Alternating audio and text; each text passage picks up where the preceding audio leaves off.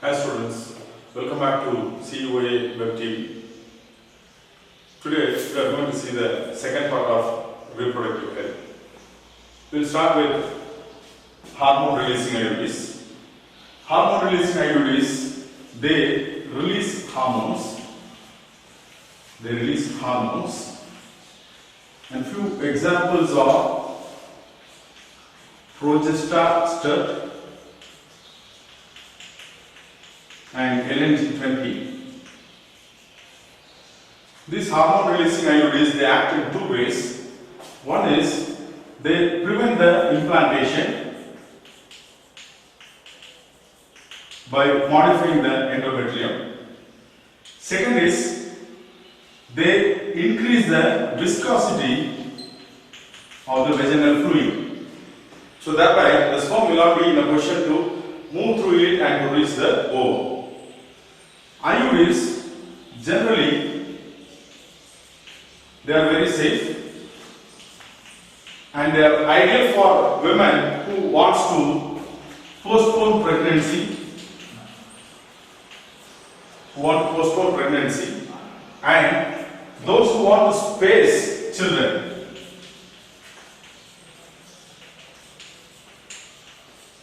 And IUD is one of the most widely accepted contraceptive. It is one of the most widely accepted contraceptive. The side effects of this hormone releasing IUDs, it includes minor irritation in the uterus. Sometimes it may also lead to formation of pores. So it leads to perforation of the uterus. And there may be excess bleeding at times.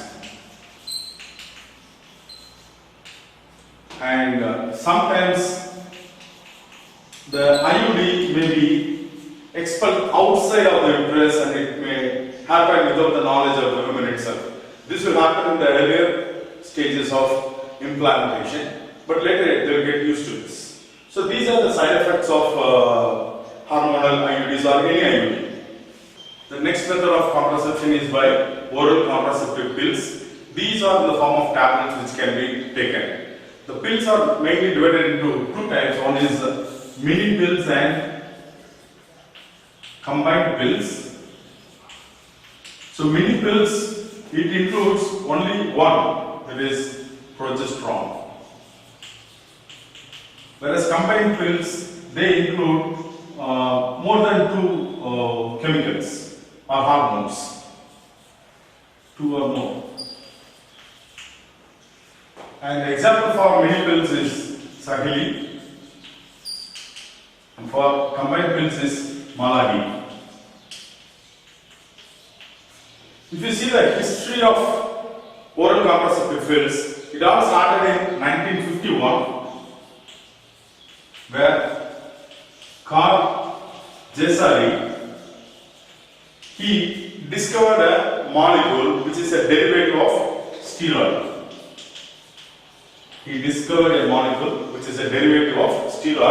The name of the molecule is norethindrone. And it is a very inexpensive molecule. How it acts as a contraceptive is, it acts in two ways. One is, it prevents ovulation. And second is, it makes the vaginal fluid more viscous.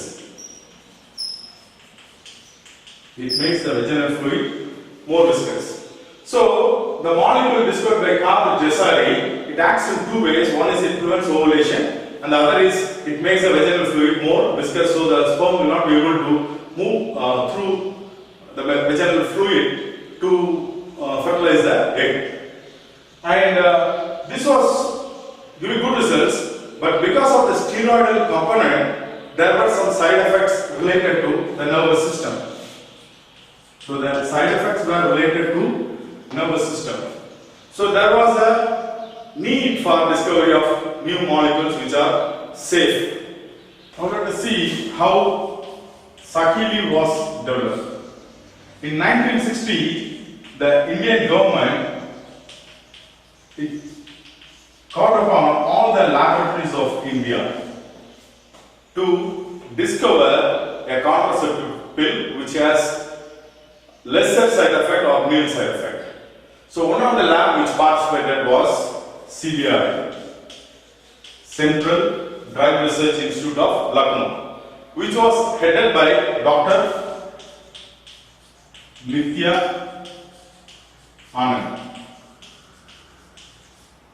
So he and his team, they started to work on developing a contraceptive pill, and they started with the base molecule which is MER25. It is a chemical from which they started their work. They were trying to develop different molecules from this MER25, and finally they got the result in 1971. And that molecule, it's a non-steroidal molecule, and it belongs to the family Chromen. It belongs to the family of chemicals called as Chromen. So, combining the name of the center and this Chromen, they named it as Centromen. And how this Centromen acts? Its mode of action is, it does not prevent ovulation. It does not prevent ovulation, but it prevents implantation. It prevents implantation. And since it is non-steroidal, there were almost nil side effects. And they work for 120 hours. So if a person is going to take the tablet, for 120 hours, the tablet will be there in the serum and it will be giving the protection. Because of this, if the patient takes it once in a week, it is enough. So once a week dosage is enough. So considering these benefits, in 1990, our Indian government, they authorized this pill. Indian government authorized this pill. And later, the WHO, World Health Organization, it approved this pill to be used as a contraceptive, and it gave a designation, that is, it is classified and given the name Armiloxafen.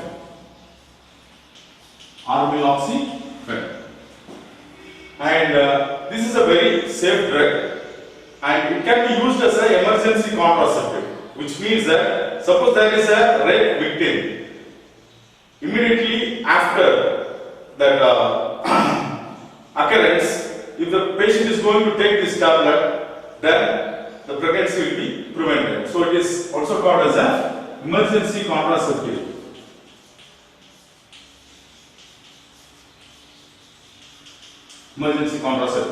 And this, apart from preventing pregnancy, it also prevents or delays osteoporosis.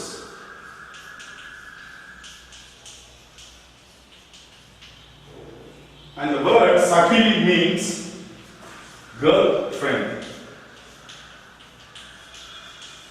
The next oral contraceptive pill is Maladi. It comes under combined pills. It contains two types of tablets. One tablet, it contains ethinyl estradiol plus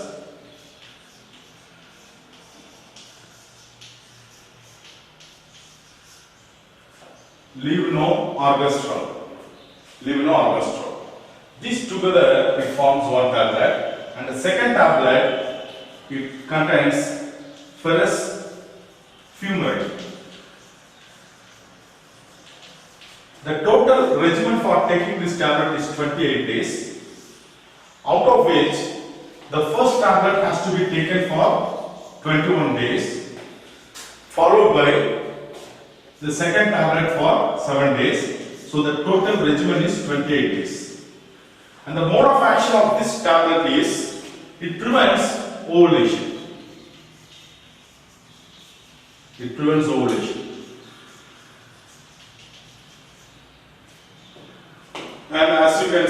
daily the patient has to take at least one tablet, either tablet 1 or tablet 2.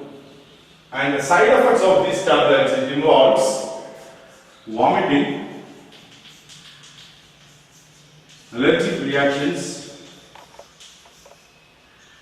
lower abdominal pain, and irregular menstrual cycle. Irregular menstrual cycle. The next is subcutaneous implants. These are contraceptive device which will be implanted under the skin. They will be implanted under the skin and they will keep on releasing the hormones. So once it is implanted, it can be used for 5 years, 5 continuous years. The mode of action of these implants is they prevent ovulation and they increase the viscosity of the cervix. The fluid in the cervix, its viscosity is increased. So by these two mechanisms they prevent pregnancy. And these implants, they are fixed below the skin in the inner side of the arm above the elbow. So it will not be visible from outside. It is fixed on the inner side of the arm above the elbow. And they continue to release for 5 years. Per day they will release approximately 65 microgram of the hormone. Morning after pill, it is an emergency contraceptive. It has to be taken within 72 hours after coitus or after insemination. It is very much useful for rape victims or where there is contraception failure. Maybe the couple is having some kind of contraceptive measures but that has failed. In that case also it is used. How it works is, it prevents ovulation. It prevents ovulation.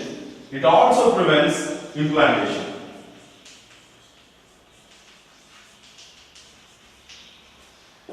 And as the name suggests, it is an emergency contraceptive pill. It should not be taken in a regular form, just like Sahili or Maladi. It cannot be taken in a regular basis. And common brands are iPills, Pill 72, Unwanted 72. So the next method is a permanent contraceptive methods, which includes surgical methods. This is suggested by the doctors to the couples as a terminal method. Terminal method where the couple has decided not to have any children anymore. In that condition it is recommended by the doctors. And for male, the process involves the removal of a part of vas deferens or tying of the part of vas deferens. So how it works is, you will be able to remember from the testis, the epididymis, it ends in vas deferens, and this vas deferens, it moves up, it loops over the urinary bladder, and then it gets connected with the seminal vesicle, and after that it becomes the ejaculatory duct, it passes through the prostate, and finally it reaches the urethra.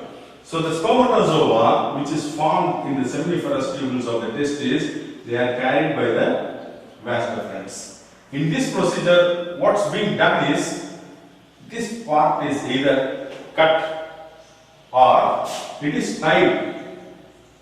It is tied. So what happens? The spermatozoa will not be able to reach the ejaculate duct. So this process is called as vasectomy. And if vasectomy is done in the particular person's semen, you will not be able to see the spermatozoa.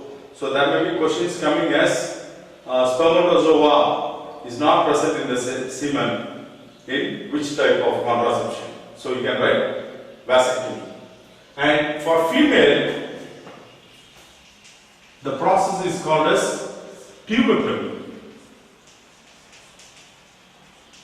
Here, what happens is, if you recollect, this is the ovary, the fallopian tubes fimbriae,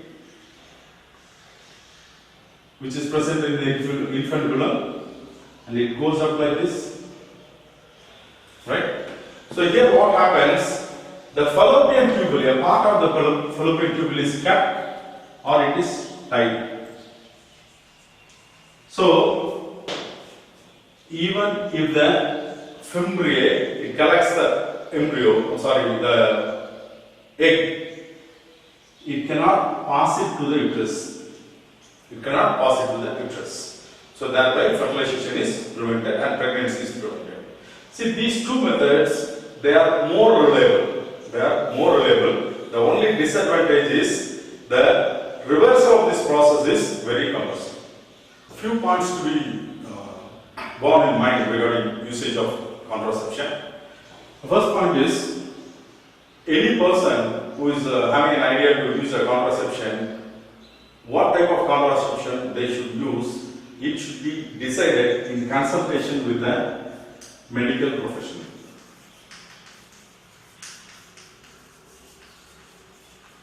Only with the consultation of a medical professional, they can choose what type of contraception they can use. And second thing is, these contraceptive measures are not required for a regular normal reproductive health, which means that for a person to be reproductively healthy, there is no necessity to use this contraception. So contraception is used only to prevent pregnancy, or to space children. Only for that purpose it needs to be used. And moreover, we should remember that it is a process where we are acting against natural reproductive events. We are going against the nature. Contraception is acting against nature. So it cannot be used on a regular basis. Only when there is a need, it could be used. Though contraception, it helps in pregnancy, it has some ill effects. It has some ill effects which we cannot ignore. Like contraception may cause nausea, vomiting, excess bleeding, and in worst cases, it also causes breast cancer. So when a person is thinking about using contraception, they have to consider these side effects also. It cannot be used like a vitamin tablet where everyone can take. Medical termination of pregnancy, or in short MTP. It is a voluntary termination of pregnancy before full term. Before the baby completes its full term, if the pregnancy is terminated voluntarily, then it is called as medical termination of pregnancy. Or it is also called as induced abortion. Induced abortion. if you see the worldwide data, every year 40 to 50 million MTPs are done. Worldwide 40 to 50 million MTPs are done. This accounts for 1/5 of the number of conceived pregnancies. That is 1/5 of the conception is being aborted, and this is done in case of emergencies. And regarding MTP, there is a lot of emotional, religious, ethical issues. Emotional, religious, ethical, and social issues. So there are few countries still they haven't legalized MTP because of these issues. India in 1971 they legalized MTP with some strict conditions. These conditions are made to avoid two things. One is misuse of MTP. That is, it could be done as a tool for female feticide.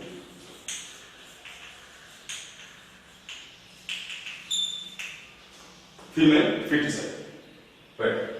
Now let us see why this MTP is needed, why it is required.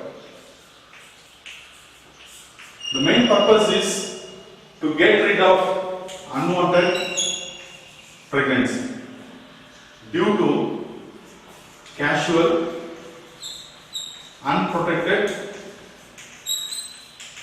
coitus, or maybe due to failure of contraception, or maybe because of the rape.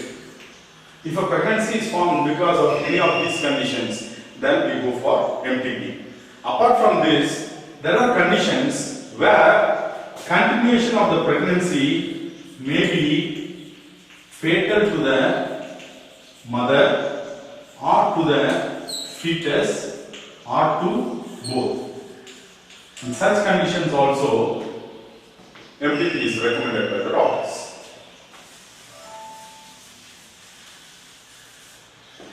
MTP, though it is done, there are few risks. It is considerably safe during the first trimester, and it is riskier from the second trimester. So it is considerably safe during the first trimester, but it's highly risky when it is being done in the second or third trimester. And a disturbing trend which is observed today is most of the MTPs are done by unqualified quacks. Unqualified quacks. Those who are not professionals. And this is very illegal. It is dangerous for both the mother and the fetus.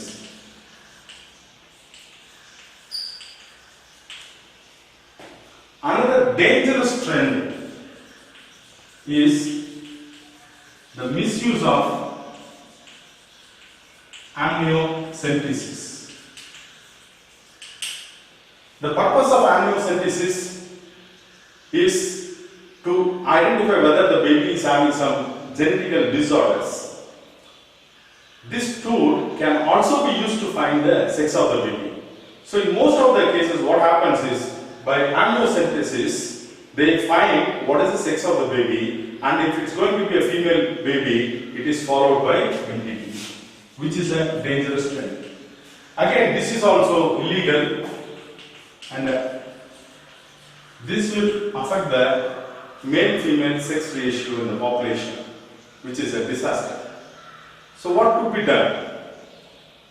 What could be done is counseling, proper counseling on the need for protected sex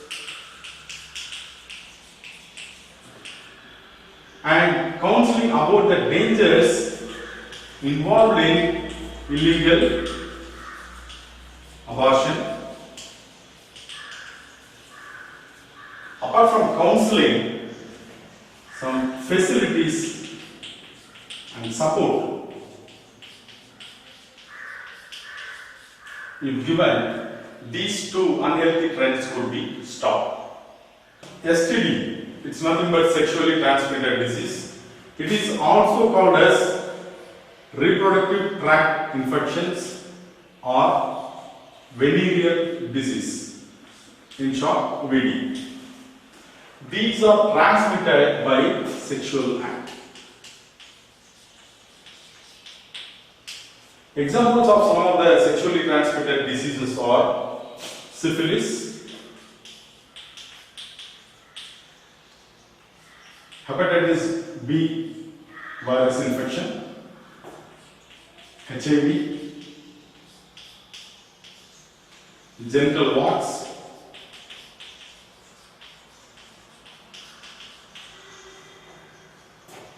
gonorrhea,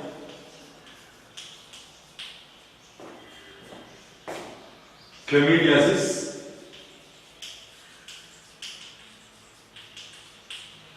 all these are sexually transmitted disease. And of these, very dangerous are these hepatitis B, HIV, these are very dangerous diseases.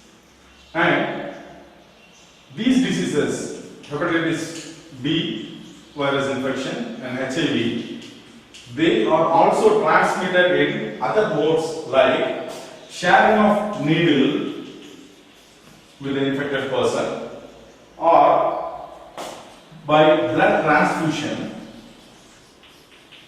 that is receiving blood from an infected person, and it also gets transmitted by mother to baby route, which is also called as vertical transmission. Of all these diseases, 3 diseases, that is herpes simplex virus, hepatitis B virus and HIV, they don't have treatment. Treatment in the sense they cannot be cured.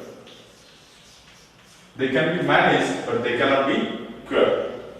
And these infections, generally, the early signs are minor, which includes itching, fluid discharge,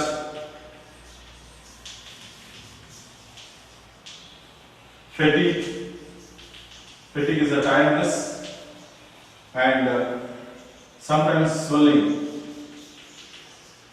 And in many of these sexually transmitted diseases, the females, they are asymptomatic, that is, they don't show the symptoms, and because of this, they act as carrier. Because the initial symptoms are very mild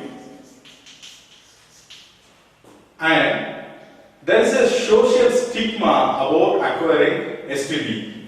So because of the mild nature of the initial symptoms and because of this stigma, the person who has acquired this disease, they are deterred to go and check for this disease. That is, they are not readily interested to go and meet the doctor to get it detected and to go for treatment. What they think is they can maintain the disease. Because of this, what happens is it will move into the later stages, which are very dangerous. The later stages may lead to pelvic inflammatory diseases, ectopic pregnancy, Ectopic pregnancy means the implantation of the blastocyst in any other part than the uterine wall. It may get implanted in the fallopian tube. Okay, that is called as ectopic pregnancy. So the later development of the disease includes pelvic inflammatory disease, ectopic pregnancy, sometimes infertility, and it may also cause cancer. So it is advisable to go for early detection and to get treated. So sexual transmitted disease is a very big threat to the reproductive health of a society. So when dealing with reproductive health, sexually transmitted diseases, treating sexually transmitted disease is given prime importance.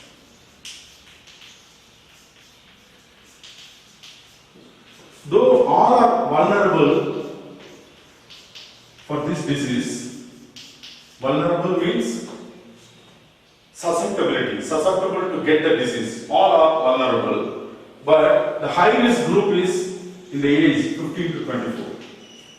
They are more vulnerable compared to others because of lack of awareness. Right. But there is nothing to panic. Everybody can be safe by following the following principles. First is not to have sex with unknown persons and avoiding multiple partners. This is one. And second is to have safer sex always. That is to avoid unprotected sex. And in case if a person is having a doubt whether they have got STD, immediately they should go for diagnosis and for treatment with a qualified medical professional.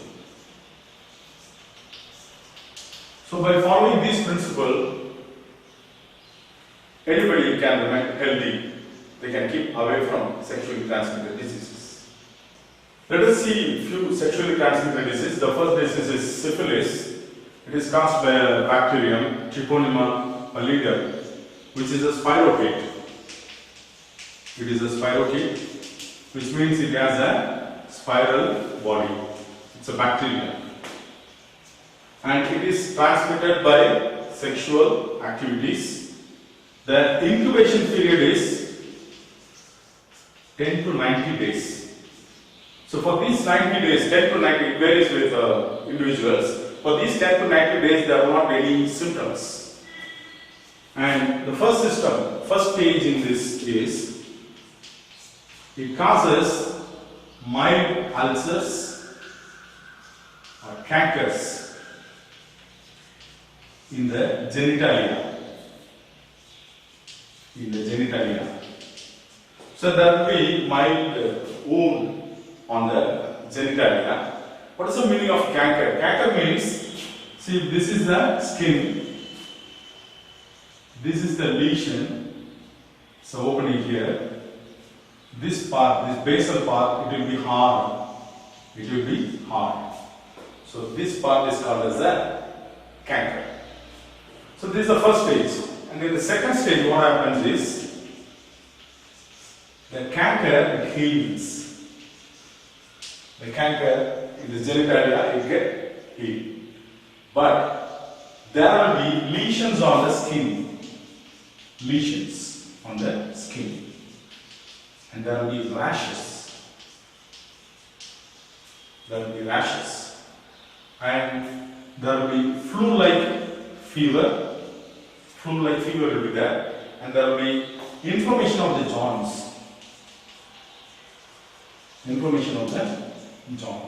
And after the second stage is the tertiary stage. In tertiary stage, what happens is, there will be chronic ulcers.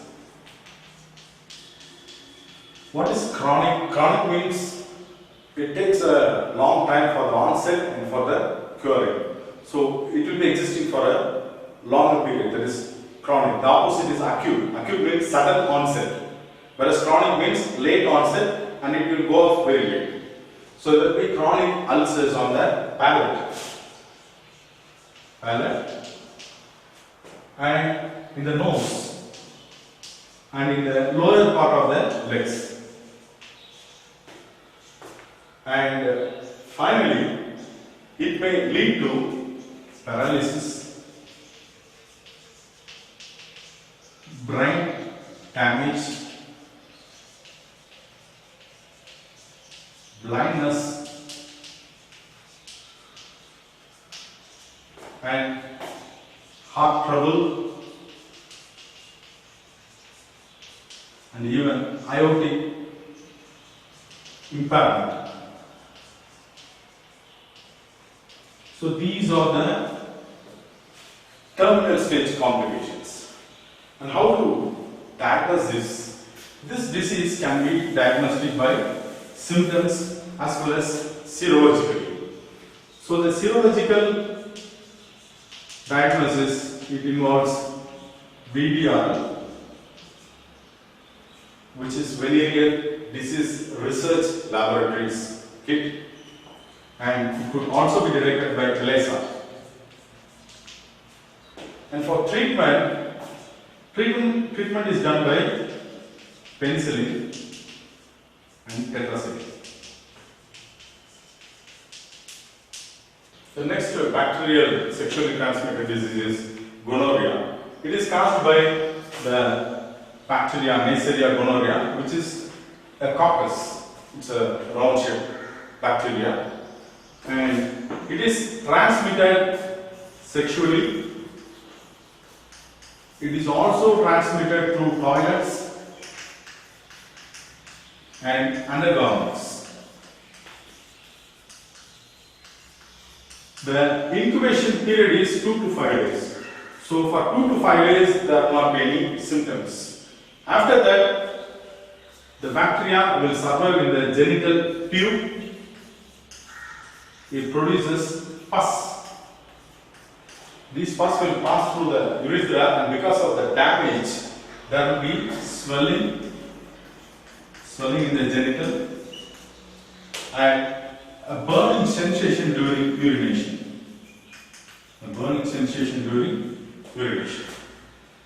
And these are the symptoms. This can be identified by microscopic observation of the pus which are flowing out of the urethra, and culture test also could be done. Apart from this, the symptoms exhibited. And this disease can be treated by using penicillin and ampicillin.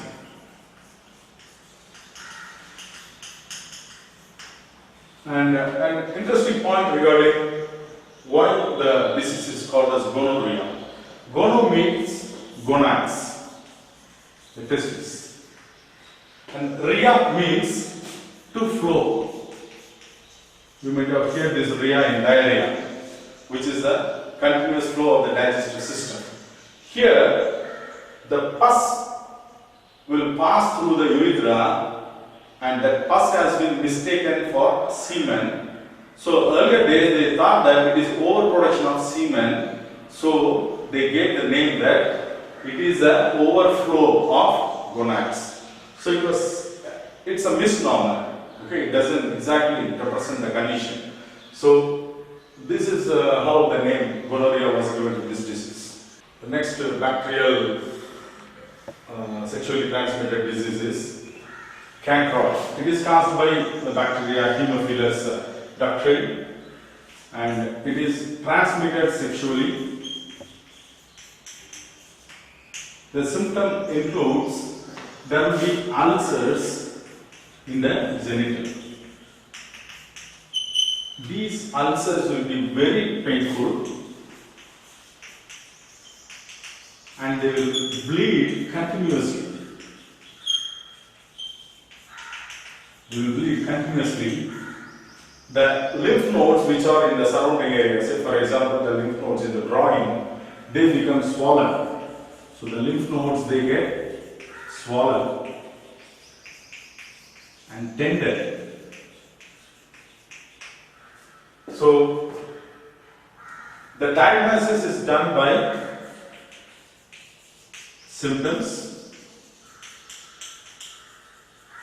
microscopic observation of the pus, and then by culture test. Growing the culture in specific media and finding out whether it is the bacteria Haemophilus ducti or some other bacteria. And the treatment is given using antibiotics like erythromycin, ciprofloxacin,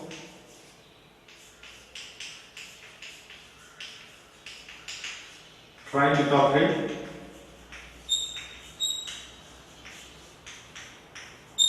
and sulfamethoxazole.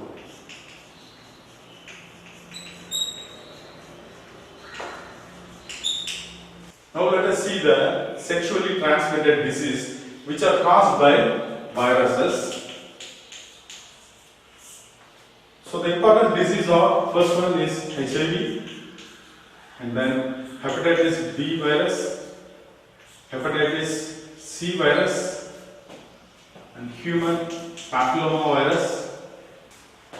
HIV is the name of the virus, and the disease it causes is AIDS, which means acquired immunodeficiency syndrome.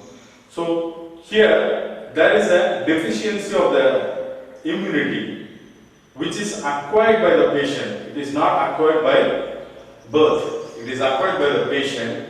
And the word syndrome means collection of diseases. Syndrome means collection of diseases.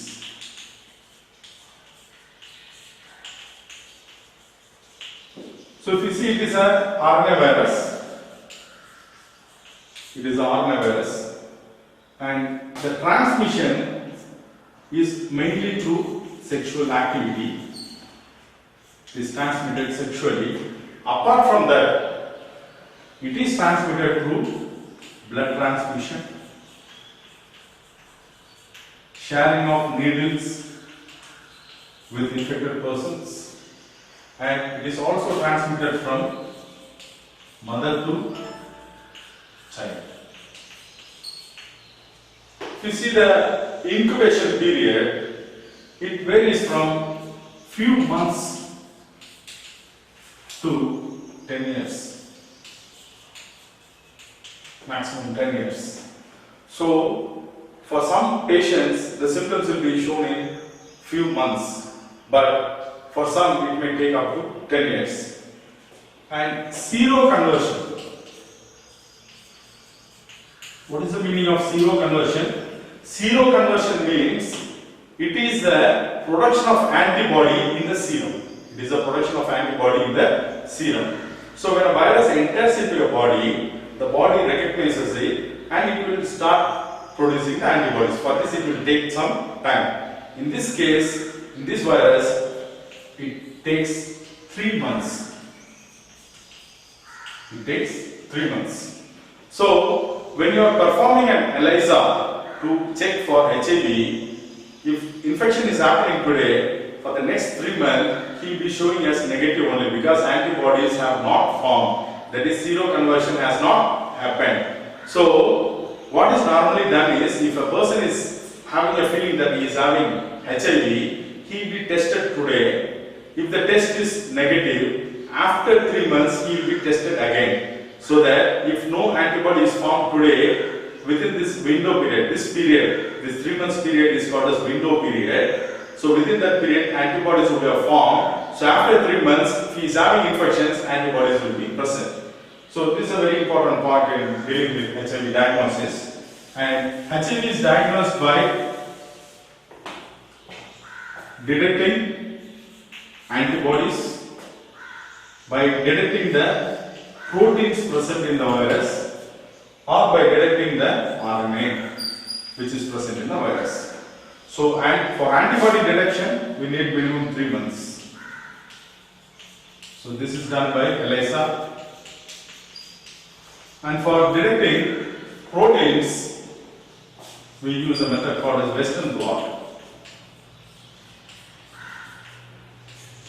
And for detecting RNA, we use PCR, which is polymerase chain reaction. And what happens, if you see the pathogenesis of the virus, this virus, it affects the T cells of the immune system. Because T cells, it has a receptor where the virus can go and land. And the T cells are specifically targeted and they are destroyed. So the number of T cells in the body comes down. Once the T cells number is reduced, that will lead to reduced immunity. Reduced immunity. Because of reduced immunity, all the opportunistic pathogens will start causing disease in the body. So the patient will start getting eye infection, oral candidiasis, continuous diarrhea, ear infection, skin infection. All the body parts will be affected by the opportunistic organisms who are residing there. Right. And for if you see the initial symptoms, what will be the initial symptoms of HIV? It may range from mild headache, fever, fatigue, muscle tiredness, pharyngitis. Pharyngitis is the infection and inflammation of the pharynx, and swelling of some lymph nodes. Swelling of the lymph nodes. These are the initial symptoms, and there will be loss of weight also. Coming to the treatment part, it is treatment by drugs like zidovudine or azidothymidine.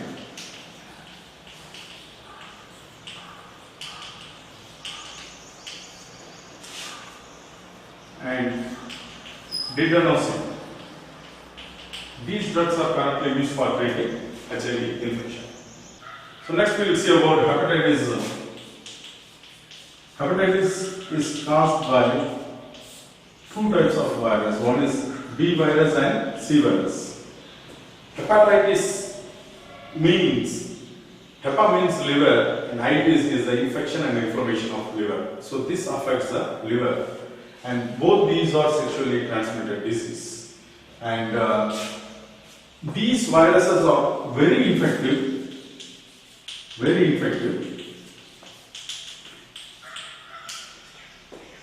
because they are not only transmitted sexually, but they can get transmitted through other ways also, like by saving razors, tattooing, tattoos, by sharing the same needle with the infected person. If you do tattoo, if you get tattooed by the same needle which has been used for some other infected person, again you have the chance of getting the disease. And ear piercing. So that's the reason if you go to some pilgrimage nowadays, you have to carry the separate blade for getting your head shaved. Okay? So it is very infective. And if you see the early symptoms, the symptoms include fatigue, which is muscle tiredness, and low-grade fever. Low-grade fever. And there will be jaundice. Jaundice, where there will be yellow coloration of the skin, the eyes, and even the nails. Depending on the severity, the yellow coloration will increase. And there will be abdominal pain, because the liver is affected. You will feel the pain in the abdomen. And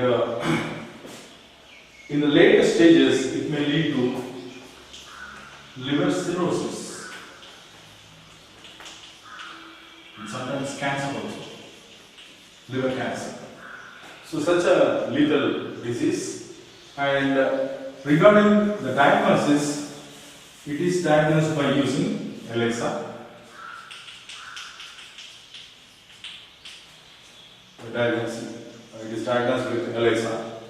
Coming to treatment part, it is not curable. It is not curable. Just some supportive therapies will be given. And as I said, hepatitis B causes hepatitis B infection, and hepatitis C, it causes hepatitis C infection. And for diagnosis of hepatitis B, test called as Australian antigen test is used. Nowadays, it is called as HBsAg test. HBsAg test will be detecting for the antigen of the hepatitis virus in the serum of the patient. And though there is no treatment, vaccines have been developed using recombinant DNA.